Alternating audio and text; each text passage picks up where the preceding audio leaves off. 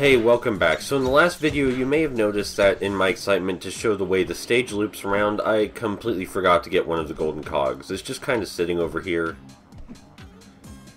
You don't really need to do much to get to it, just more of the same basic platforming that the entire tutorial stage has, but that's the last golden cog. Welcome back to Rainbow Cliffs, and the way this game's structured, there are two worlds we could head to next, but we're going to go in ascending order of difficulty.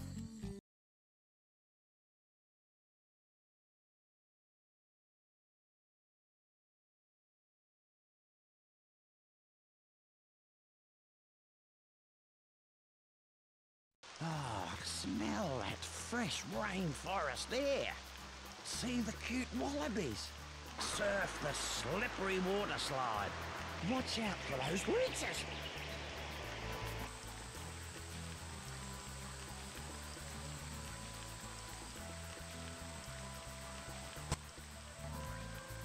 And here we are in the rainforest, and we're greeted with what is probably some of my favorite music in the entire game. This is one of the first platforms you can't just get at by jumping at it from the base, you have to jump at it from the slope. I guess that's kind of foreshadowing to the rest of the stage, but it's really just something simple to do near the start. This is still the first stage where the game's pathfinding and level design really start to shine. G'day, Ty. Our good friend Shaza can get herself into a pickle sometimes. This time, that truck has broken down at the end of the forest road. Yoo-hoo! But if that isn't bad enough, I spotted some blue-tongue lizards nearby. You reckon you can give her a hand? You bet, I'm on my way. A consistent theme in this game, and something I really like about it, is that Ty's not doing favors in return for Thunder Eggs, he's just helping his friends out, and if he happens to get a Thunder Egg in the process, well, that's just a bonus. You may have noticed that so far in the stage the golden cogs are just kind of hanging out in plain sight for us to reach, but that's because this is only the second stage. As the game progresses they will be more and more organically hidden, but again you'll see that for yourself. We did have to use our new glide function to reach that one, so that's something. It seems we've reached a bit of a dead end trying to come down this alternate path, but I'm sure there's something behind that wall. Maybe we can get a better look at what's behind it from a higher vantage point, which is good since we seem to be going up and only up from here. This seems about right. And there is indeed a whole bunch of stuff down here that we just couldn't reach from the ground floor. We couldn't reach it without our new glide ability either, because then Ty would just plant his face on the ground and nobody wants that. So if it's not apparent, this stage is pretty much based around our new glide ability. I really have to thank whoever had the courtesy to put signs down here before we came. And it seems we've reached yet another dead end, but I'm sure that's nothing climbing higher can't solve. I never get tired of how enthusiastically the frills just run right into our boomerangs. The geography of this stage, and this part in particular, shows that the developers didn't really waste any space. There's nothing that's, just for decoration, it's all part of the level design. There's also a lot more curves and dead ends than there were in the first stage, which we'll see more of later, but let's focus on what we have right now. The magnet is incredibly useful because it draws in opals from a much greater distance than you anticipate. It's especially helpful when you're trying to collect all 300 opals and you think you missed just one or two. It may stop you from entirely freaking out. Maybe. Right up here we have a new kind of enemy that needs to be stunned before it can be bitten, and you would see that if I didn't just run headfirst right into it. But let's just pretend I showed that off the right way. If you look closely, you can actually see the opal machine way back there in the distance. We've got a long way to go before we actually get there, though. Something else I like about this stage is how muggy and wet and icky it is, because this is a rainforest, it's not all bright and sunny. It's a pretty dank and wet place. That's not a bad thing, it's just that they captured the rainforest pretty well. You really get the sense that this is an actual ecosystem, an actual place, as opposed to just being a theme park for Ty to travel through. Everything here feels pretty organic. Aside from the platforms that occasionally just stick up right out of the ground, but at least those look appropriate for the setting. And I'm willing to bet we're plenty high enough to get behind that second wall. There's definitely something down here, and judging from the genre of game we're in, it's probably a collectible. Yep.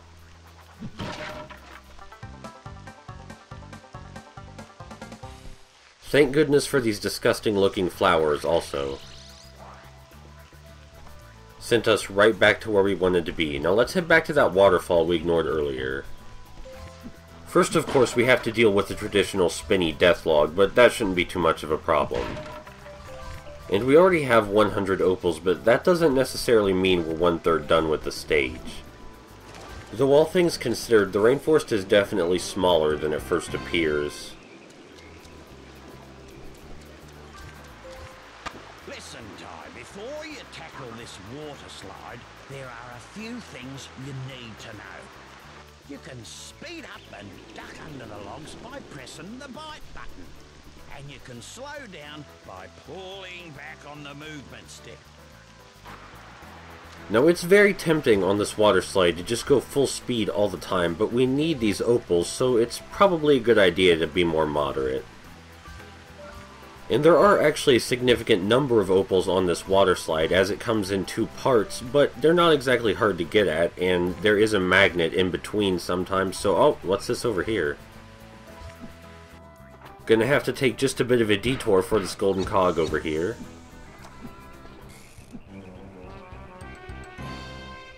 And let's see where this path goes exactly. The mud in this area doesn't hurt us or anything, but it does slow us down and make jumping harder, so the platforms are a much preferred method of travel. This is also a perfect example of what I was talking about with the level design feeling organic. You jump off the water slide at a certain point and suddenly there's an entirely different path for you to follow. It just really nails an overall feeling of exploration.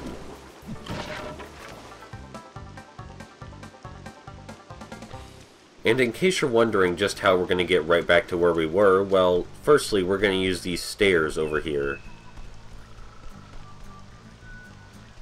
But secondly, those stairs lead us to right where the water slide starts. Again, everything's connected. It's not that we couldn't reach that bilby before, it's just that the stairs were so well concealed that we didn't think to.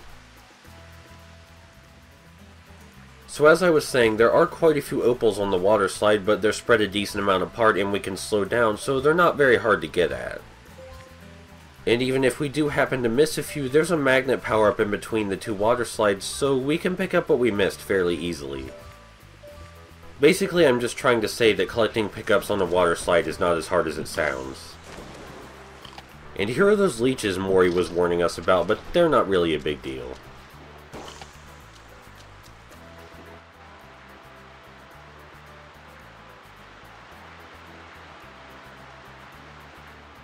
G'day, Cobber. G'day, Ranger Ken. I need a favour, mate. There's a flock of cave bats in there. Cave bats? It's nearly the wet season, and we need to move them out before the caves flood. No worries. Yeah, we can do that, no problem, but just to be clear, we can use our boomerangs, right? Like, that's not an issue. We can use our boomerangs to move them, right? You know what, we're just gonna go ahead and use our boomerangs. After we find them, of course, that might be important too. Okay, so this room in here is kinda neat. We have to battle with 2 relatively tough enemies while our movement is impaired, and that includes our jumping, which is our main method of evasion. Now, I didn't say it was difficult, just neat. And there's the bats. We're just gonna hit them with our boomerangs until the problem's solved. I mean, you've got to weigh the pros and cons of this situation. If we leave them in here, they drown, but if we hit them with our boomerangs, they live. Clearly, there's no middle ground here. But in all seriousness, the game's trying to teach us that we can use our boomerangs to interact with things besides enemies, which is going to be very important in the next stage. Things besides enemies and switches, I mean. Climbing up the platforms is significantly harder than climbing down them, but it does show you that our glide gives us a slight upward boost. Onya, mate. Here's something for your troubles. Oh, you beauty! Man, we're just picking up these thunder eggs like candy. Now there's something else to do in this cave before we head forward. We did have to take a detour to reach the bats, so it only makes sense we'd want to see where the cave actually exits to. I like all the little touches of wildlife, like the frogs in here and then the wallabies and insects outside. There are also leeches, but I'm pretty sure those count as enemies. And hold on. Yep, another one of these. And it looks like this cave empties out into a chasm. If I could get up. This little canyon right here is basically where the game says, hey, remember that glide ability? Well, here's where you're going to put it to use. This place may just seem like a mess of platforms of varying heights, and that's kind of what it is, because it encourages the player to make use of the platforming mechanics. Or rather, get used to using them. Just as a way to say, hey, you need to be able to use the glide functionality if you want even half of the stuff in this game. And you can see up there is the waterfall that leads down into the canyon, because again, this whole place is an ecosystem, it's not just a video game stage. And that's 2 of the 3 goodies hidden in this canyon. The last one's a little bit harder to get at, but only because we have to glide a bit farther. And since we already learned near the start that we have to climb higher to get to where we want to be, this shouldn't be a problem at all. Unless I freak out and accidentally jump off the platform. I'm sure you can see where we're headed. Only got to worry about one more. Now, let's head back to that water slide.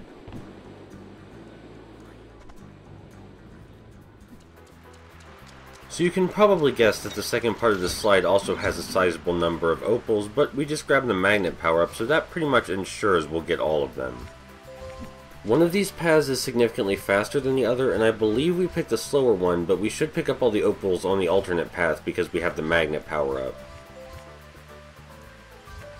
You may have noticed that this second part of the slide in general has more hazards than the first, but they're surprisingly not very hard to avoid.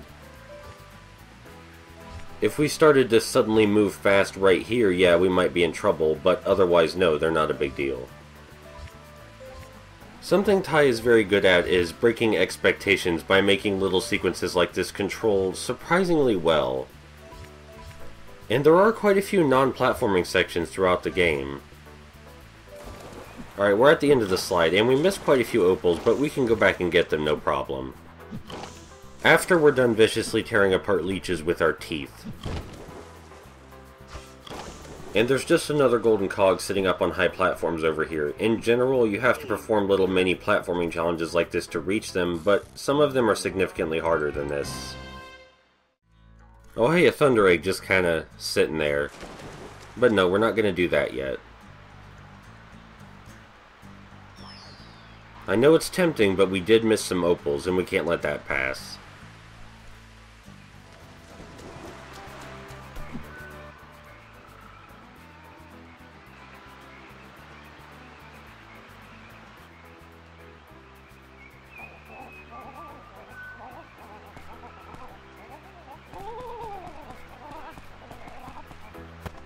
Well, I mean, there was a thunder egg sitting there just a few seconds ago.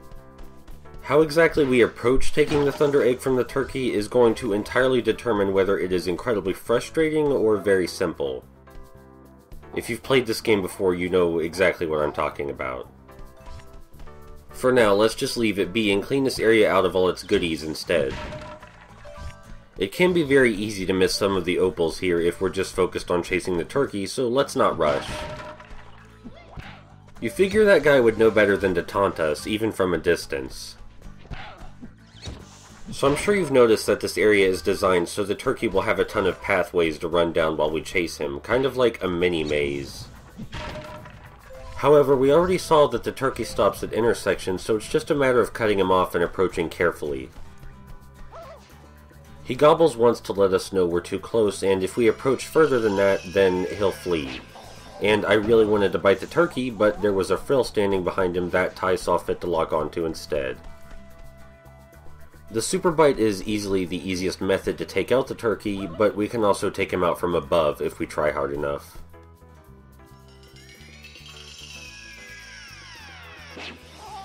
And there we go. Because I'm no longer 10 years old, that didn't take 40 minutes. Now let's see what's inside that big tree we caught a glimpse of. Well, there's the last bilby, and there are also some fungi in here that we can just kind of bounce on. The camera perspective in here makes jumping a little difficult, but it's not too bad, and we do have our glide ability if it became really hard to judge.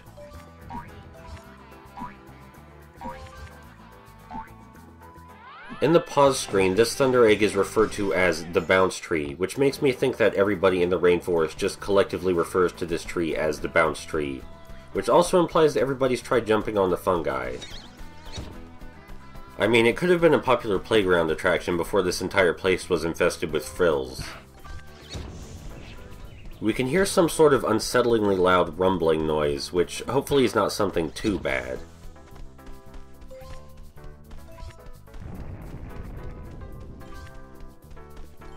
Oh, no, it just appears to be giant boulders. No biggie. As long as we stay completely to either the right or left side, we'll be fine. It's not like these are an instant death or anything, but, you know, it's still not nice to get hit by them. And I've been hit by that one a rather embarrassing number of times.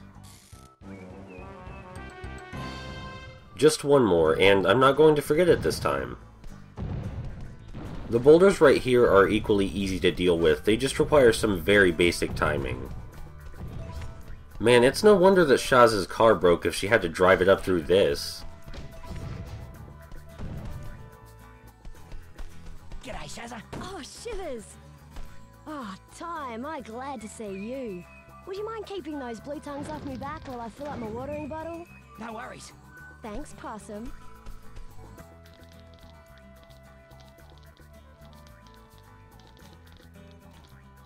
Hit the boulders with your rang so they knock the blue tongues out of the way. So we've got a mini-game here set to a remix of the main theme. The trick to this thing is just to hit the boulders before the blue tongues arrive at them, so that way they have time to reach them. Even if you screw up, you have plenty of boulders, and they also magically respawn after you use them, so it's not hard at all. The blue tongues do start to come out faster, but usually the boulders respawn fast enough that you can pick them off early. I do really have to wonder who takes this long to fill up their watering bottle. I mean, there's water everywhere. Though I suppose it's possible that she's already filled it up and we're just going the extra mile by getting rid of the blue tongues anyway. They are Boss Cass's henchmen after all. So, you know what, let's go with that.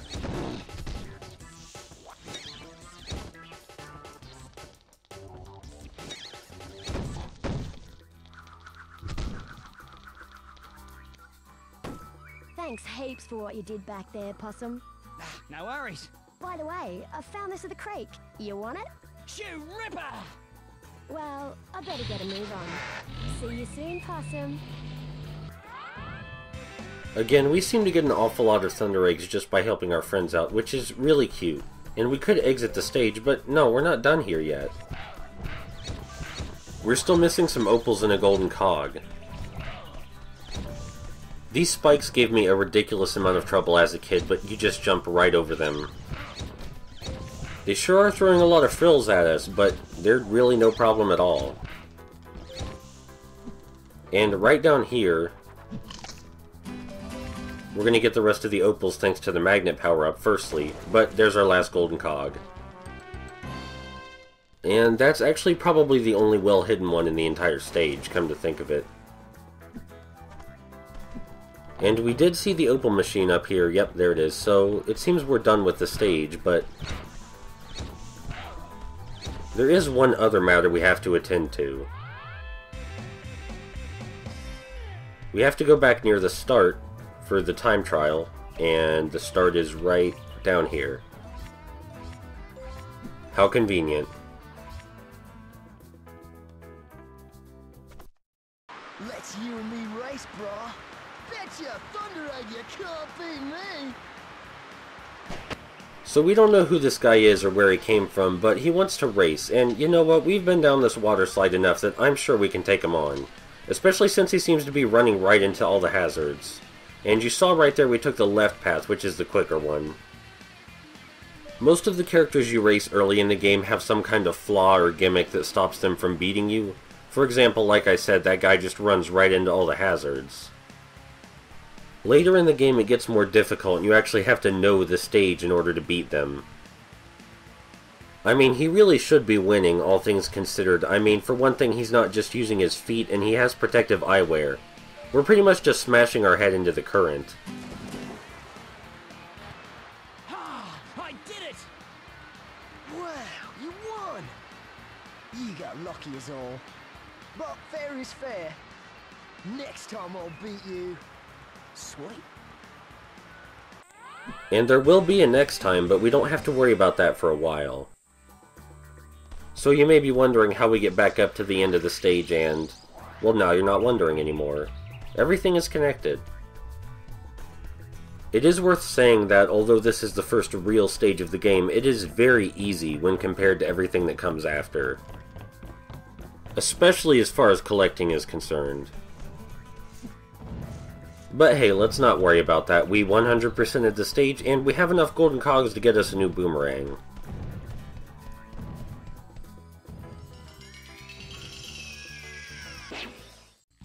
So far we've only seen Julius hanging out just outside the gate, but he does have an actual workshop that we need to go see if we want to get us a new boomerang.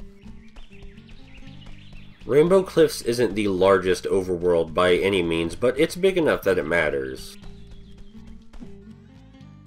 Big enough to hide 25 rainbow scales, at least. It also has some really chill music, and nobody should complain about that. Now, before we actually go in the workshop... yeah, there we go, and another one. Sometimes these things are hidden a lot closer than you'd think they would be. Now, about that boomerang. Oh my! You found enough golden cogs, haven't you? These will be perfect for my latest invention. I call it the Cogulacious Boomerangerous Extrapolator. Ty, it's a machine I designed to create cutting-edge techno-rangs. Oh my! This is very nice. It's a zoomerang. The zoomerang has a built-in telescopic aimer. Press the Ty's view button to activate it. Use the movement stick to aim and the camera stick to zoom in and out on enemies for greater throwing accuracy. No worries. To select it, use the previous rang and next rang buttons to cycle through your collection. Something he neglected to mention is that in addition to being able to zoom, the boomerangs can be thrown a lot farther than the average ones. Though the zoom functionality can be plenty useful in its own way.